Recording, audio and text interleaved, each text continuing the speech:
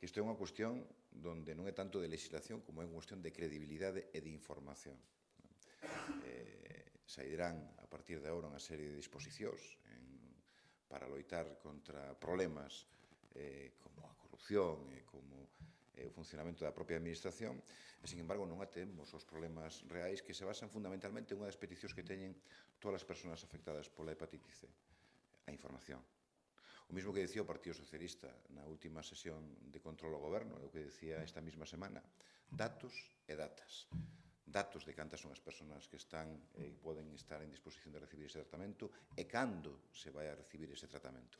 Porque a falta de información, a falla de información o que genera unha enorme incertidume daquelas persoas xa sin entrar en diferencias entre os diferentes estadios, sino aqueles que realmente teñen a doencia e creen que ese tratamento pode evitar que vaya máis e que se curen definitivamente.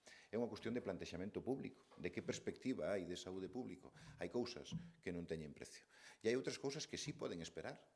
Por tanto, si, como dice o Ministerio, non é unha cuestión económica, cal é o problema que se plantea na parálise que está a levar a cabo a Administración galega en relación co tratamento desta doenza. Non hai información. Iso é o que ten que haber presente na xestión pública, que é a transparencia e a información.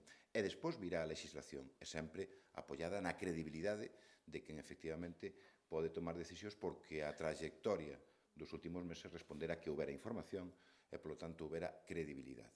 A falla de información é a que xenera entre todos a poboación afectada e aquela que pode estalo e aínda non é coñecedora que ten, que hai casos tamén que acontece eso, pois efectivamente o que desexan e demandan é información. Insisto, se non é un problema de cartos, se non é un problema de que xa este todo protocolizado e que se poda poñer en marcha, cal é o problema? Por tanto, o Goberno ten que dar información clara e veraz e, por tanto, ten que responder ao principio de actuación en base a datos de afectados e datas de que esas persoas van a recibir eses tratamentos.